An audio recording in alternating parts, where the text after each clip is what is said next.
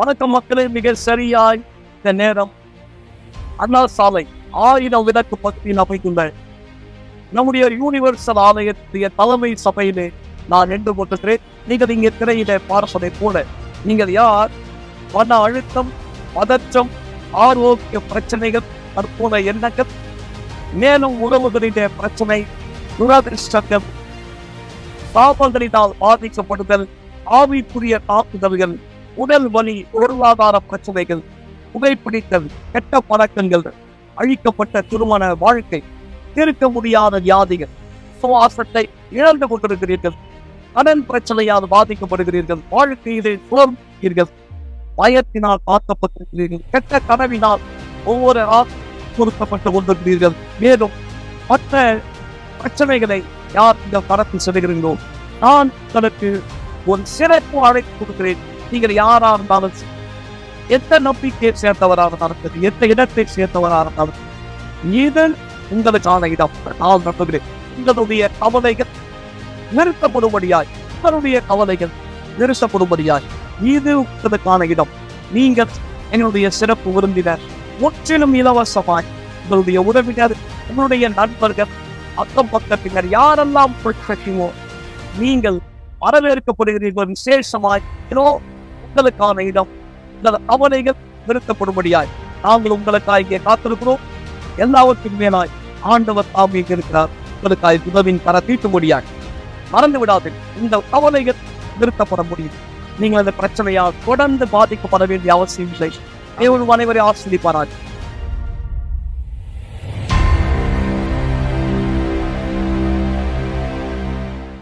எல்லோருக்கும் இனிய மாலை வணக்கம் மக்களே. இந்த வாரத்தின் கடைசி நிகழ்ச்சியில் நாம் ஒன்றிணைந்திருக்கிறோம். உங்கள் எல்லோரையும் நான் சந்திப்பதில் மிகுந்த மகிழ்ச்சி. ஆனால் இந்த தினத்திலே நான் விசேஷமான ஒரு காரியத்தை குறித்த வீடியோவை மீண்டும் உங்களுக்காக காண்பிக்க போகிறேன். நாளைய தினம் காலை 9:30 மணி இந்த வாரத்தினுடைய மிக சிறப்பான கூட்டம். ஒரு தண்ணீர் பாட்டில் எடுத்துக்கொண்டு வாருங்கள். நாளை முதல் ஜபத்திலேயே அற்புதத்துக்கான ஒரு துளி, ஆம், உங்களுடைய பாட்டில் தண்ணீர்ல, நீங்கள் கொண்டு வர போகிற பாட்டில் தண்ணீர்ல நாங்கள் ஒவ்வொரு நாளும் இந்த வாரம் அபிஷேகித்திருக்கிற இந்த பாட்டில் தண்ணீருடைய ஒரு துளியை விட போகிறோம். அற்புதத்தினுடைய துளியா இது இருக்கும்.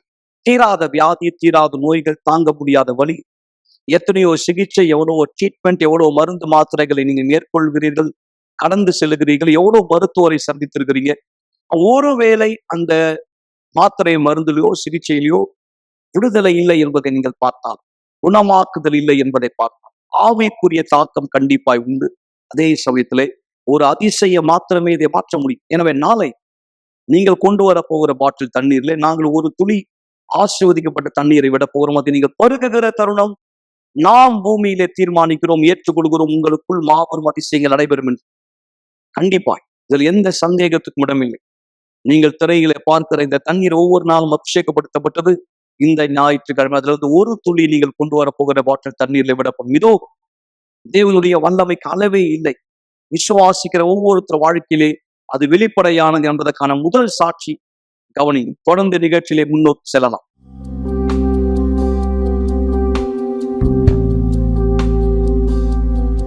நாங்கள் திட்டமிட்டதை போலவே எல்லாமே கணக்கச்சிதமாக இருப்பினும் எது என்னுடைய கனவா இருந்ததோ அது என்னுடைய மோசமான கெட்ட கனவா மாறுச்சு.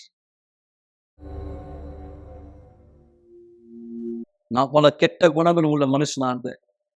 அதிகமா என்னை குடிக்க அர்ப்பணிச்ச காரணத்தினால விபச்சாரத்துல ஈடுபட்டேன். களியாட்டங்கள், ஆபாச படம் பார்க்கிறது போன்ற காரியங்கள் நான் செய்வேன். இது எனக்குள்ள மிகப்பெரிய வெறுமை தன்மையை கொண்டு வந்தது. இந்த வெறுமை தன்மையை என் கெட்ட பழக்கங்களால நான் நிரப்பிக் கொள்ளலாம் அப்படின்னு நினைச்சேன். நான் ரொம்ப மூர்க்கமான காட்டு வினாடைத்தனமான ஒரு வாலிபனாக நான் மாறினேன். நான் கைது செய்யப்பட்ட கூட குடும்ப உறுப்பினர் போய் சாண்டோஸ்ல இருக்கிற அவர்கிட்ட போய் அப்படியே சொல்லுவாங்க, அந்த பில்டிங்ல ஒருத்தர் இருக்க, அவனை கட்டுப்படுத்த முடியல, அவனை பிசாசுன்னு தான் சொல்லணும். சாண்டோஸ்ல இருக்கிற இவனுக்கு என்னுடைய இந்த புகழ்ச்சியை பத்தி தெரியும். நான் குருட்டி பால அவ்வளவு தூரத்துல இருந்து அவ யாரோட கடந்து போவ தெரியுமா, என் கூட தான் அந்த இடத்துல. இது எல்லாமே இருந்தாலும் நான் அவரை காதலிக்க ஆரம்பிச்சேன். என்னுடைய கனவு திருமணம் செஞ்சுக்கிறதா இருந்தது. அந்த கோலாண்ட் இருக்கிற அந்த இடத்துல மிக அழகான ஒரு இடத்துல என்னுடைய திருமணம் நடக்கணும்ன்றது என்னுடைய ஆசை. இவரை சந்திக்கும் போது நான் நினைச்சேன், என்னுடைய திருமண வாழ்க்கை அழகா இருக்க போகுதுன்னு. கண்டிப்பா. அதுவும் நடந்தது. எனக்கு தெரியும் அவர் நான் இல்லாம ஒரு இடத்துல வாழ்ந்திருக்காரு. நான் இல்லாம அவர் தனியா இரவுல கூட ஒரு இடத்துல தங்கியிருக்காருன்னு தெரியும். ஒரு நாள் நான் தொலைக்காட்சியில அப்படியா நிகழ்ச்சி பார்த்துட்டு இருந்தபோது, அங்க ஒரு தேவனுடைய மனுஷர் அப்படியா அழைப்பு குடுத்துட்டு இருந்தார். மக்கள் ஆலயத்துக்கு வரும்படி வரவேற்றுக் கொண்டிருந்தார். அந்த சாட்சியினால் அங்கு சொல்லப்பட்ட சாட்சியால் நான் ஈர்க்கப்பட்ட காரணம், அவர் மிக பலமான விதத்தில தேவனுடைய வார்த்தையை சொன்னார். அது என் ஆர்வத்துக்குள்ளாக்கியது. அப்படியாக தான் ஆலயத்துக்கு வந்தேன். எனக்கு போதுகிற ஆலோசனை குடுத்தார். அந்த முதல் வாரம் வெற்றிக்கால கூட்டம் எனக்குள்ள வந்து ஒரு மாபெரும் தாக்கத்தை ஏற்படுத்துச்சு. விடுதலை கூட்டம். என்னுடைய கெட்ட பழக்கத்துக்கான விருப்பம் என்னை விட்டு போயிடுச்சு. விபச்சாரத்துக்கான ஆசை என்னை விட்டு போயிடுச்சு. எல்லா கெட்ட பழக்கம் என்னை விட்டு போனது. என் மனமாற்றம் ரொம்ப சீக்கிரமா நடந்தது அப்படின்னு நான் சொல்ல முடியும். ஏன்னா ஒரு கெட்ட பழக்கத்தை நான் ஆரம்பிக்கும்போது, நான் அதுல முழுமையா என்ன அத மூழ்கடிக்க செய்யும். ஆனா தேவனுடைய வல்லமைய சக்தியை நான் அந்த தொடர்பு எனக்கு ஏற்பட்ட பொழுது, முழுமையா நான் அதுல இறங்கல. என்னை முழுமையா அர்ப்பணிச்சேன். அவர் எப்ப போக ஆரம்பிச்சாரோ, நான் சொன்னேன், கிடையாது. அவருடைய கண்கள மூடிட்டு இருக்க அந்த துணிய நான் எடுக்க போறேன்னு சொன்னேன். ஆனா முடிவுல ஆலயத்தின் மீது அன்பாகுற ஒரு நபரா நான் முடிச்சேன். அந்த இடத்த நான் ஒரு வாய்ப்பா பார்த்தேன். என்னுடைய கனவுகள் எல்லாவற்றையுமே நான் நிறைவேற்றதுக்காக. இப்படியா தான் நான் ஆலயத்துக்கு போனேன். ஆலயத்திலே திருமணம் செஞ்சுக்கிட்டு, அந்த ரெட் கார்பெட் விரித்த நிலையில நானும் அவரும் நடந்து போகும்படியா, நான் இருந்த அந்த முழு ஆலயமே அலங்கரிக்கப்பட்டிருந்தது. எங்க திருமணத்துல எடுத்த வீடியோக்கள் என்கிட்ட இருக்கு. இந்த நாள் எனக்கு மிக சரியா நினைவு இருக்காது. எங்கள் கனவுகள் நிஜமான ஒரு நாள். எங்களுடைய திருமணம், எங்களுடைய தேனிலவு எல்லாமே ரொம்ப எல்லாமே அருமையா இருந்தது. சொல்லப்போனா, அண்மை சிகிச்சை கூட்டத்துல நாங்க நெறைய சாட்சிகள் குடுத்திருக்கோம். ஆமா, இது என்னுடைய கனவு. மிகப்பெரிய கனவு. முன்னாடி நான் ஆலயத்துல திருமணம் செஞ்சுக்கணும்னு யோசிக்க கூட இல்ல. நான் கேட்பேன், நான் ஆலயத்துல திருமணம் செஞ்சுக்கணுமா? கண்டிப்பா கிடையாது. ஆனா எனக்குள்ளாக ஆலயத்துக்குள்ளாக திருமணம் செய்யணும்ன்ற விருப்பம் இருந்தது. இரவு முழுக்க நான் அழுதுட்டே இருப்பேன். இந்த ஆசீர்வாதத்த அவர் குடுக்கணும்னு. அதுதான் என்னுடைய பிரச்சனை. என்னுடைய அன்பின் வாழ்க்கைக்காக நான் அழுதேன். என் திருமணத்திற்காக நான் அழுதேன். நான் பரிசுத்த ஆவியானவருக்காக அழுதேன். என் வாழ்க்கையின் அற்புதங்களுக்காக நான் அழுதேன். உண்மையாக சொல்லணும்னா, நான் தனியா நிற்கிற ஒரு பெண்ணா இருக்கணும்ன்றது தான் என்னுடைய நோக்கமா இருந்தது. நான் வீட்லயே சில வியாபாரங்கள் செய்வேன். ஏன்னா பண வாழ்க்கையில நான் அவருக்கு உதவி செய்யும்படியாக எனவே 2 பேருமே சேர்ந்து வளரலாம்னு நெனச்சோம். நாளுக்கு நாள் இது எல்லாத்துலயுமே நான் செய்ய போக, தேவனோடு இருந்த என்னுடைய உடன்படிக்கைய நான் உடைச்சுட்டேன். நான் ஆலயத்துக்கு போகிறத நிறுத்தல. ஆனா காலம் போக போக நான் ரொம்ப சோர்வா இருக்கேன்னு சொல்லி புறக்கணிக்க ஆரம்பிச்சேன். ஆனா கடைசியில தேவனையும் ஓரமா வச்சுட்டேன். அங்கதான் என்னுடைய போராட்டம், என்னுடைய போர்கள் தொடங்கி தொடக்கத்துல நான் என் ரட்சிக்கு மேல கவனம் செலுத்தியிருந்தேன். ஆனா பரிசுத்தாவின் மேல கவனம் செலுத்தல. குடும்பத்தை புறக்கணிக்க தொடங்கினா மேல மேலேயே அதிகமா கவனம் செலுத்த ஆரம்பிச்சார். குடும்பத்துக்குள்ளேயே பேச்சுவார்த்தைகள் இல்லாம போயிடுச்சு. எந்த ஒரு அன்பு இல்ல, அந்யோன்யம் இல்லாம போயிடுச்சு. ஒரு ஆணும் பெண்ணுமா நாங்க அந்த உடல் உறவு கூட இல்லாம இருந்தோம். 5, 6 மாத காலமா. எனக்கு உண்மையாவே முன்னாடி போறது ரொம்ப பிடிக்கும். நான் தான் முதலாளியா இருக்கணும்னு நினைப்பேன். வீட்ல எனக்கு இருந்த அதிகாரியோட நான் சண்டை போடுவேன். நான் நினைச்சேன் நான் தனியா வாழணும், சந்தோஷமா வாழணும். அத என்னால செய்ய முடியும்னு நான் நினைச்சேன். அந்த நேரத்துல தான் என்னுடைய வேலை ஸ்தலத்துல ஒரு நபரை நான் சந்தித்தேன். அவர் என்ன விரும்பினாருன்னா, எல்லாருக்கும் முன்னாடி நாங்க உறவுல இருக்கணும்னு அவர் விரும்பினார். அவருடைய விருப்பம் எல்லாம் என்னுடைய திருமண வாழ்க்கைய நான் முடிச்சுட்டு, அவரோட சேர்ந்து வாழணும்னு நினைச்சேன். அந்த இடத்துல தான் உண்மையான போரே துவங்குச்சு. நான் என்னால முடிஞ்ச எல்லாத்தையுமே செய்வேன். அவரே விவாகரத்து கொடுக்கும்படியாக செய்தேன். ஏன்னா எனக்கு துணிச்சல் இல்ல உண்மைய அவர்கிட்ட சொல்றதுக்கு. என்னுடைய திருமண வாழ்க்கை நான் சந்தித்த போராட்டங்கள், போர்கள பத்தி யாருக்கும் தெரியாது. என்னுடைய பையன் சின்ன பையன். நான் அவன கைகள ஏந்திட்டு ஆலயத்துக்கு கூட்டிட்டு போவேன். அதாவது பொதுவா கணவன தேடி போராடுற பெண்கள் தான் நம்ம பொதுவா பார்ப்போம். ஆனா நான் தான் என்னுடைய திருமணத்துக்காக, என்னுடைய வாழ்க்கையை பொறுத்தவரைக்கும், நான் தான் அதுக்காக போராடினேன். இங்க இது குறிப்பிடப்பட வேண்டியது வந்து அவசியமான ஒன்று. 7 வருட காலம் என் திருமணத்துக்காக நான் போராடினேன். ஒரு நாள் நான் சொன்னேன், "இது போதும்." நான் தேவனிடத்துல என் திருமணத்துக்காக ஒரு பொருத்தனை பண்ணி நான் சொன்னேன், "ஆண்டவரே, இது எல்லாமே அல்லது எதுவும் இல்லை." நான் ரொம்ப சோகமா இருந்தேன். நான் ரொம்ப வெறுமையா இருந்தேன். எனக்குள்ளாகவே ஒரு மிகப்பெரிய வெறுமை இருந்தது. அந்த வலி என்னுடைய சரீரத்தை காயப்படுத்தக்கூடியதா இருந்தது. சரீரபூர்வமா எனக்கு எந்த பிரச்சனையும் இல்ல. ஆனா அந்த வலி ரொம்பவே பலமா இருந்தது. நான் வேலை செய்த இடத்துல என்னுடைய ஷிஃப்ட் எல்லாத்தையும் மாத்துவாங்க. இரவும் பகலும் நான் வேலை செய்வேன். இரவுல என்னுடைய பிரேக் டைம் 3 மணிக்கு இருக்கும். அந்த நேரத்துல என்னுடைய வேலை ஸ்தலத்த விட்டு நான் வெளிய வந்து தேவனிடத்துல பேசுவேன்.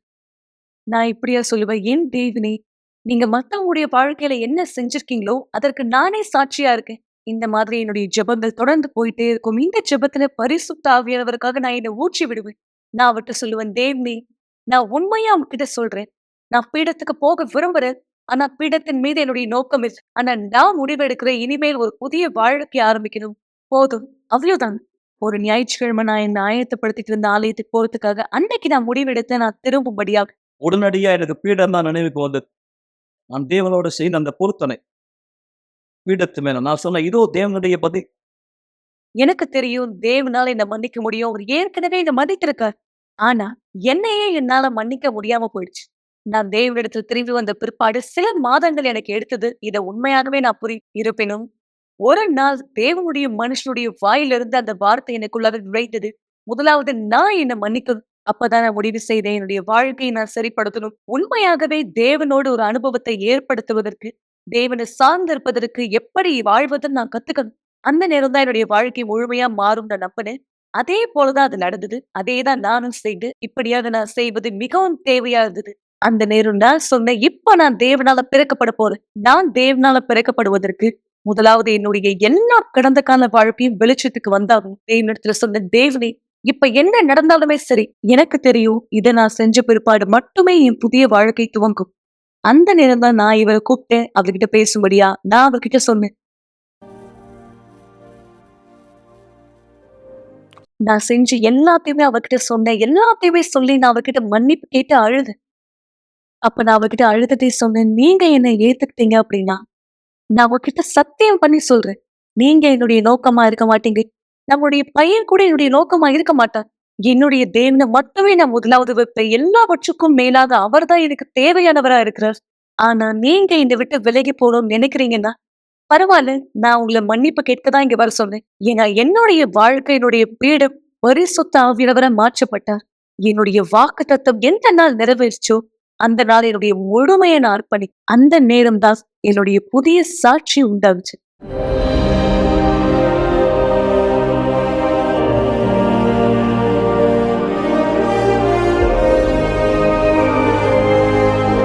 நான் எப்ப பீடத்துல இருந்து இறங்கி வந்தேனோ, முற்றிலும் வித்தியாசமான ஒரு நபரா இறங்கி வந்தேன். அந்த நேரமே உண்மையாகவே என்னுடைய கண்கள் ரெண்டும் திறக்கப்பட்டது. அந்த நேரம் தான் தேவனோடு என்னுடைய அனுபவம் ஏற்பட்டது. அந்த நேரம் தான் பரிசுத்த ஆவியானவர் வந்து என் மீது இறங்கினார். அந்த அளவுக்கு ஒரு சமாதானத்தை நான் பெற்றுக்கொண்டு எனக்குள்ளாக இருந்த வெறுமை மறைஞ்சு போயிடுச்சு. இனிமேலும் எனக்குள்ளாக இருந்த வலி இல்லை.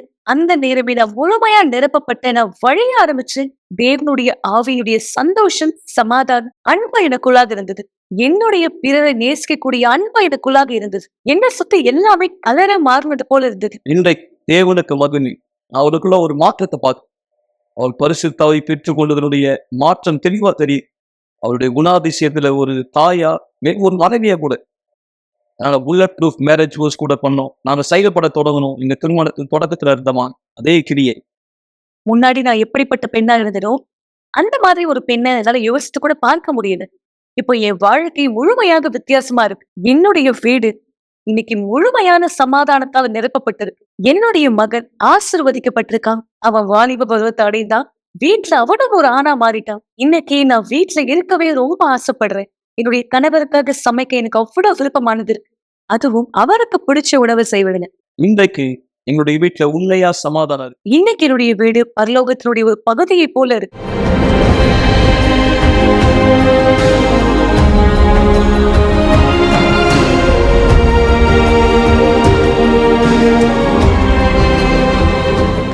இன்னைக்கு என்னால முழுமையான சாட்சியை கொடுக்க முடியும். உண்மையான சாட்சியை கொடுக்க முடியும். தேவனோடு ஏற்பட்ட என்னுடைய அனுபவம் இதுவே உண்மையான சாட்சியா இருக்கு. இன்னைக்கு நானே ஒரு சாட்சியா மாற்றப்பட்டிருக்கேன்.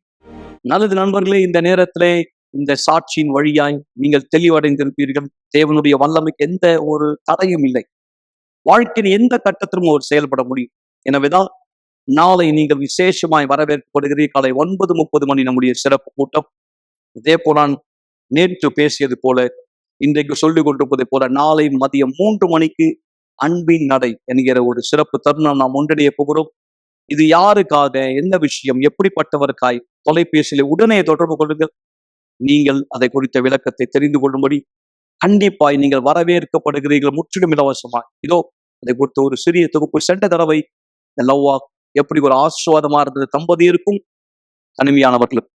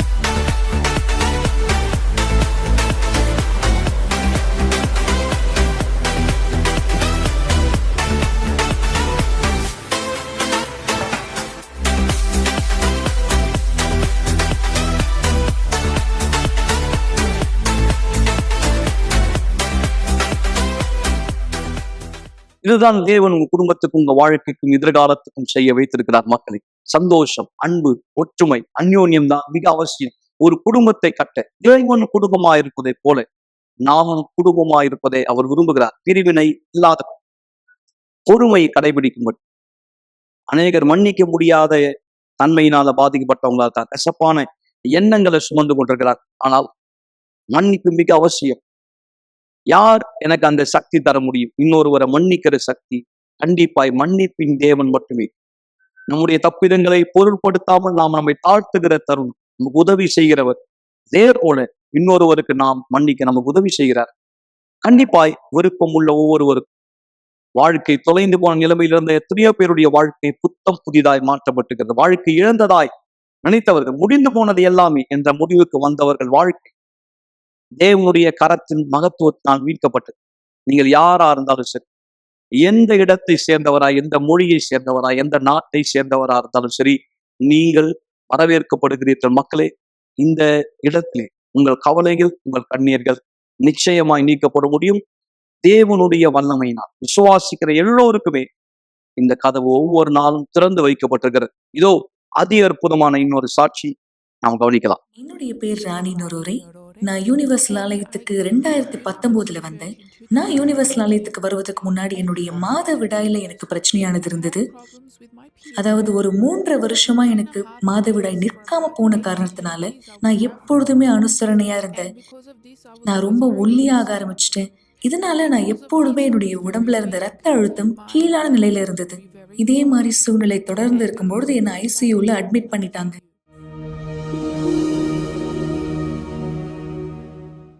இது தொடர்ந்து இப்படியாகவே நடந்துட்டு இருந்தது. ஏன்னா என்னால எதுவுமே செய்ய முடியல இதுல இருந்து வெளியே வர்றதுக்கு. இந்த பிரச்சனையினால நான் அநேக பணம் மருத்துவமனையில செலவழிச்சேன். அதாவது ஏறக்குறைய ஒவ்வொரு மாதமும் நான் 3000 செலவு பண்ண வேண்டியதா இருந்தது. நான் ஒரு 1.5 வருஷமா தொடர்ந்து ஒரே டாக்டர் கிட்ட போயிட்டு இருந்தேன். ஒரு நாள் என்னுடைய மாதவிடாய் அதிகமா போன ஆரம்பிச்சதுனால அந்த நேரம் நான் மயக்கம் போட்டு கீழே விழுந்துட்டேன். எனக்கு சுயநினைவே இல்லாம போயிடுச்சு. ஒரு 5 நாள் பிற்பாடு தான் எனக்கு நினைவே வந்துச்சு. அதுக்கப்புறம் தான் எனக்கு தெரிஞ்சது என்ன ஆச்சுன்னு. நான் அந்த நேரம் கண்ணு முழிச்சு டாக்டர் கிட்ட கேட்டேன், நான் எப்படி இங்க வந்தேன்னு கேட்கும்பொழுது அவங்க சொன்னாங்க, நீ 4 நாளுக்கு முன்பாகவே மயக்கம் போட்டு விழுந்துட்ட. 4 நாளா நீ எழுந்துக்கவே இல்லை, எதுவுமே சாப்பிடல. 4 நாளுக்கு பிற்பாடு மட்டும்தான் உன்னால எழுந்துக்கவே முடிஞ்சுது அப்படின்னு சொன்னாங்க. அந்த சூழ்நிலைக்கு பிற்பாடுதான் எனக்கு தெரிய வந்தது என்னுடைய நிலைமை எவ்வளவு மோசமா இருக்குன்னு. இந்த சூழ்நிலை இருக்கும் பொழுதுதான் நான் யூனிவர்சல் ஆலயத்தை தெரிஞ்சுக்கிட்டேன் என்னுடைய நண்பர் மூலமாக. நான் எப்பொழுதுமே இந்த மாதிரி வியாதியில இருக்கிறதுனால அவங்க என்கிட்ட சொன்னாங்க, இந்த பிரச்சனைக்கு ஒரு தீர்வு உனக்கு இருக்கு அப்படின்னு. அவங்களும் சொல்லியிருந்தாங்க, நானும் யூனிவர்சல் ஆலயத்துக்கு போவேன் அப்படின்னு. எனவே நானும் ஒரு நாள் அவங்க கூட போகலான்னு நினைச்சேன். நான் ஆலயத்துக்கு போகும்போது அன்னைக்கு வெள்ளிக்கிழமை கூட்டமா இருந்தது. யூனிவர்சல் ஆலயத்துக்குள்ளாக போன வெள்ளிக்கிழமை கூட்டத்துல நான் நல்ல அனுபவத்தை பெற்றேன். ஏன்னா அந்த இரவு நான் நல்லா தூங்கினேன். இதுக்கு முன்னாடி எனக்கு தூக்கமே இரவுல வராம இருந்தது. ஆனா அந்த ஜெபத்துக்கு பிற்பாடு நான் நல்லா தூங்கினேன். ஏன்னா சாதாரணமாவே நான் ஒரு நாள் தூங்கணும் அப்படின்னா விடிய காலம் 3 மணிக்கு 4 மணிக்கு மேலதான் எனக்கு தூக்கமே வரும். ஆனா அந்த நாள் நான் ரொம்ப சீக்கிரமாவே தூங்கிட்டேன். அதுக்கு பிற்பாடு ஒரு 3 மாசத்துக்கு மேல நான் தொடர்ந்து யூனிவர்சல் ஆலயத்துக்கு போக ஆரம்பிச்சேன். அப்போ அங்கிருந்த போதகர் எனக்கு ஆலோசனை கொடுத்தாங்க, நான் புதன்கிழமை ஞாயிற்றுக்கிழமை ஆலயத்துக்கு வரும்படிக்கு. அந்த ஆலோசனையை நான் ஏத்துக்கிட்டேன். நான் தொடர்ந்து ஞாயிற்றுக்கிழமை, புதன்கிழமை, வெள்ளிக்கிழமை ஆலயத்துக்கு போக ஆரம்பிச்சேன். நான் ஒரு தீர்மானத்தை எடுக்க ஆரம்பிச்சேன். நான் பழைய ராணியா இனிமேலும் இருக்க விரும்பல. நான் என் வாழ்க்கையில வித்தியாசத்தை ஏற்படுத்த விரும்புறேன்னு நான் தீர்மானம் எடுத்தேன். ஏன்னா முன்பாக நான் எப்பவுமே கோவமா இருக்க ஒரு நபரா இருப்பேன். ரொம்ப சீக்கிரத்துல எனக்கு கோவம் வந்துடும். என்னுடைய கண்களை பார்க்கும்பொழுது அந்த அளவுக்கு வெறுப்பானது வெளியே தெரிஞ்சது. நான் என்னுடைய கணவரோட அவ்வளவா சண்டை போட மாட்டேன். ஆனா அவர் தெரியாம ஏதாவது விஷயம் சொல்லிட்டாரு வாய் தவறு அப்படின்னா எனக்கு அவ்வளவு கோவம் வரும். நான் தொடர்ந்து அந்த விஷயத்த வச்சு சண்டை போடுவேன். இந்த மாதிரி நான் எப்பொழுதுமே சின்ன சின்ன விஷயத்துக்கு கோவப்படுறதுனால அவர் அதிகமா வீட்டுல இருக்க மாட்டார், வெளியே இருக்குதான் அவர் தேர்வு செய்வார். அந்த நேரம் தானியேல் உபவாசம் ஆலயத்துல நடந்துட்டு இருந்தது. நான் அதுல பங்கேற்றேன். நான் என்னுடைய தியாகத்தை தேவனுக்கு முன்னாடி அர்ப்பணித்தேன். தானியேல் உபவாசத்துல நான் பரிசுத்தாவினுடைய அபிஷேகத்தை பெற்றுக்கொண்டேன். சந்தோஷம், சமாதானத்தை எனக்குள்ளாக நான் பெற்றுக்கொண்டேன். எனக்குள்ளாக முழுமையான சந்தோஷம் இருந்தது. அந்த உறுதி எனக்குள்ளாக இருந்தது. நான் எனக்குள்ளாகவே முழுமையா சந்தோஷமா இருந்ததுனால ஆத்துமா மீது எனக்கு விருப்பமானது ஏற்பட்டது. இனிமேலும் முன்னாடி இருந்த ராணி இல்ல. முன்னாடி இருந்த ராணிக்கு எப்பவுமே பொறாமையானது இருந்தது, அந்த வெறுப்பானது இருந்தது. ஆனா இன்னைக்கு எனக்குள்ளாகவே முழுமையான வித்தியாசம் இருக்கு. இன்னைக்கு என்னுடைய குடும்பத்தார் சந்தோஷமா இருக்காங்க, என்னுடைய கணவர், என்னுடைய பிள்ளைகள் எனக்கு மரியாதை கொடுக்குறாங்க. எனக்கு முன்பாக எப்பவுமே வீட்டுல சண்டை இருக்கும், ஆனா இப்போ அப்படி இல்லாம நாங்க சந்தோஷமா இருக்கோம். நான் இனிமேலும் அதிகமா கோவப்படுறது இல்ல. முன்னாடி நான் எப்படி சண்டை போட்டனோ அதே மாதிரி இனிமேலும் நான் சண்டை போடுற நபரா இல்ல. ஏன்னா சந்தோஷம் எனக்குள்ளாக இருந்ததுனால யூனிவர்சல் ஆலயத்தை பொறுத்த வரைக்கும் எனக்குள்ளாக அது ஒரு பரலோகம் போல இருந்தது. ஏன்னா எதெல்லாம் என்னால இந்த உலகத்துல பெற்றுக்கொள்ள முடியலையோ அது எல்லாவற்றையுமே நான் யூனிவர்சல் ஆலயத்துல கண்டடைந்தேன். நல்லது நண்பர்களே, நிகழ்ச்சியினுடைய இறுதிக்கு வந்திருக்கிறோம். உங்களுடைய பாட்டில் தண்ணீரை ஆயத்தப்படுத்திக் கொள்ளுங்கள். குடும்பத்தோடு ஒன்றிணைந்திருங்கள். ஒருவேளை நீங்கள் தொலைபேசியில் அழைக்க முயற்சிக்கும் பொழுது இன்னொருவர் அதே நேரம் பேசிக் கொண்டிருக்கிற தருணம் நீங்கள் காத்திருக்க வேண்டியிருந்தால் சோர்வடையாதே, மீண்டும் முயற்சிங்கள். அல்லது மறுநாள் காலையில் நீங்கள் எங்களை தொடர்பு கொள்ளலாம். ஆனால் ஒவ்வொரு நாள் எங்களோட தொடர்பு நிகழ்ச்சி இணைந்திருங்கள். நீங்க என்ன கற்றுக்கொள்றீங்களோ அதன் பிரகாரமாய் செயல்படுங்கள். இரண்டாவது, யாக்கோபு சொல்லுகிறார், விசுவாசம் வெறும் கேட்பதல்ல, புரிந்து கொள்வதல்ல. இல்லை, விசுவாசம் கேட்பதை, புரிந்து கொண்டதை நடைமுறைப்படுத்துவது, கடைபிடிக்கக்கூடிய சக்தி தான் மிக அவசியம். கீழ்ப்படிதல், அந்த கீழ்ப்படிதல் தான் உங்கள் வாழ்க்கை சூழ்நிலையை மாற்ற சக்தி உள்ள ஒன்றா இருக்கு. கீழ்ப்படிதல் இல்லாத சமயம் அந்த விசுவாசம் பொய்யான ஒன்றாய் மாறுகிறது. ஆபிரகாமின் விசுவாசம் என்று சொல்லும்போது என்ன தெரியுமா? கீழ்ப்படுகிற விசுவாசம். அப்படி கீழ்ப்படியும் போது மாற்றம் யாராலும் தடுக்கப்பட முடியாத ஒன்று என்பதற்கு இந்த சாட்சி ஒரு மிக சிறந்த உதாரணம். தொடர்ந்து நாம் ஜெபத்திலே ஒன்றிணையலாம். வணக்கம், என் பேர் வினோத்குமார். எனக்கு வயசு 30 ஆகுது. நான் யூனிவர்சல் ஆலயத்துக்கு வரத்துக்கு முன்னாடி என்னுடைய வாழ்க்கையில ஒரு முற்றிலும் அழிக்கப்பட்ட நபராகவும் கெட்ட பழக்கத்துல ஈடுபட்ட ஒரு நபராகவும் இருந்தேன். எனக்கு நல்ல ஞாபகம் இருக்கு, என்னுடைய பள்ளி பருவத்திலிருந்து எனக்கு கெட்ட நண்பரோட சகவாசம் அதிகமா இருந்தது. அவர்களோட சேர்ந்து கெட்ட பழக்கத்துல நான் ஈடுபட ஆரம்பிச்சேன். ஆனா இந்த காரியம் வீட்டுல பொறுத்த வரைக்கும் நான் ரொம்ப நல்லவனா இருந்திருக்கேன். ஆனா வீட்டுல எல்லாருக்குமே நான் நல்லவன். ஆனா வெளியேன்னு வந்தா மட்டும்தான் நான் யாருன்னு எனக்கு பத்தி மற்றவங்களுக்கு தெரிய வரும். என் நண்பரோட நான் ஒன்றிணைந்து இந்த குடிப்பழத்துக்கு அடிமையா இருந்தேன், புகைப்படத்துக்கு அடிமையா இருந்தேன். ஆனா இந்த எந்த ஒரு விஷயமும் சரி என் வீட்டுல நானும் சொல்லிக்க மாட்டேன். அந்த விஷயம் தெரியாத அளவுக்கு நான் அந்த அளவுக்கு ஜாக்கிரதையா இந்த தவறு செஞ்சுட்டு இருந்தேன். மேல அதிகமா பொய் பேசக்கூடிய ஒரு நபராகவும் இருந்தேன். நாட்கள் கடந்த பிற்பாடு என்னுடைய அன்பின் வாழ்க்கையில ஒரு முறிவு ஏற்பட்டது. ஸோ அந்த தினமானது எனக்கு நல்ல ஞாபகம் இருக்கு. நான் நல்லா குடிச்சிட்டு பைக்ல நான் டிராவல் பண்ணிட்டு இருக்கும்போது நான் யோசிச்சேன், இதுக்கப்புறம் நான் ஏன் வாழணும், இதோட என்னுடைய வாழ்க்கை நான் முடிச்சுக்கலாம்னு சொல்லி ஒரு முடிவுக்கு வந்தேன். எனக்கு எதிர்ப்புறத்துல சொல்லணும்னா ஒரு லாரி ஒன்று ரொம்ப ஸ்பீடா வந்துச்சு. என்னுடைய சிந்தனை ஒரு எண்ணமானது வந்துச்சு, நம்ம ஏன் இன்னும் வாழணும், இல்ல நீ அந்த வண்டி கீழே விழுந்துரு, அந்த லாரி கீழே விழுந்துரு, இறந்துரு, இதுக்கப்புறம் நீ ஏன் உயிரோட இருக்கன்ற மாதிரி அந்த சிந்தனை வந்துச்சு. நான் உண்மையா சொல்லணும்னா அந்த நேரம் நான் தற்கொலைக்கு ஈடுபடுத்தேன். நான் அந்த இடத்துல கீழே விழுந்துட்டேன். ஆனா சொல்லணும்னா ஏறத்தாழ நூலிலையில அந்த விபத்துல நான் தப்பிச்சுக்கிட்டேன். அது எப்படி நடந்துச்சுன்னு எனக்கு தெரியல. ஆனா அந்த விபத்துக்கு பிற்பாடுதான் எனக்குள்ள அந்த எண்ணமே வந்துச்சு, ஏன் நான் திடீர்னு இந்த மாதிரி பண்ணேன்னு சொல்ற மாதிரி ஒரு எண்ணம் வந்துச்சு. பிற்பாடு மருத்துவமனைக்கு என்னை கொண்டு போனாங்க. ஆனா இது எல்லா காரியமும் சரி, வீட்லயும் சரி, என் நண்பர் மத்தியிலையும் நான் சொன்னது என்னன்னா, இது ஒரு விபத்து தான் நடந்துச்சு. ஆனா இந்த மாதிரி நான் தற்கொலை செஞ்சுக்கிட்டேன்ற ஒரு விஷயத்த நான் யார் கூடவும் நான் பகிர்ந்து கொள்ளல. பிற்பாடு நாட்கள் கடந்து போக போக போக இரவுல என்னால சரியா தூங்காத ஒரு நபரா இருந்தேன். கெட்ட கனவுகள் வரா மாதிரியும், மேலும் என்னால தூங்க முடியாத ஒரு நபரா இருக்கும்போது நான் என்னுடைய தாயத்துல போய் சொல்லிட்டு இருப்பேன், என்னால தூங்க முடியலமான்னு. ஆனா ஜெபிச்சுட்டு தூங்குன்னு சொல்லுவாங்க தவிர, ஆனா அவங்களுக்கு பொறுத்த வரைக்கும் நான் ஜெபிச்சுட்டு தூங்கணும்னு. ஆனா நான் தூங்குறமா நடிச்சுட்டு தான் இருந்தேன் தவிர, நான் உண்மையா சொல்லணும்னா தூங்கவே இல்லை. நாட்கள் போன பிற்பாடு எனக்கு வாலிபர் குழுல இருந்து எனக்கு ஒரு அழைப்பானது கிடைச்சது. அவங்க வந்திருந்தாங்க.